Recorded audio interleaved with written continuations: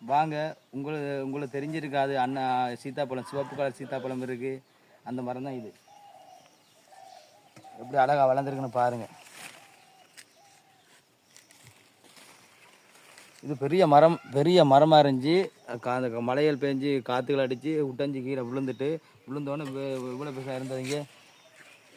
எவ்வளோ பெருசாக இருந்தது இது வந்து பெருசாக வளர்ந்துருந்தது. இது முறிஞ்சு கீழே விழுந்தோடனே இது வெட்டிட்டேன். இது அடிக்கட்டிலேருந்து தான் எல்லாம் வளர்ந்துருக்கு. இது அழகாக இருக்குது. இதை கொஞ்சம் நீட்டாக இந்த பத்தைகளை துப்புராக்கி நீட்டாக ஆளுக்கு போசாக்கு மாதிரி நீட்டாக வளரக்கூடிய மாதிரி செஞ்சு கொடுக்கணும். ஓகே, பாருங்கள் கஞ்செல்லாம் அள்ளி போட்டிருக்கேன். இதை ரவுண்ட் பண்ணி பாத்தி கட்டணும். பண்ணிடுவோம்.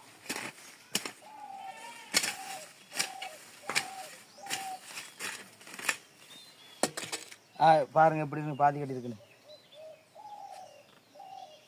இப்படி தான் வீட்டை இந்த மரம்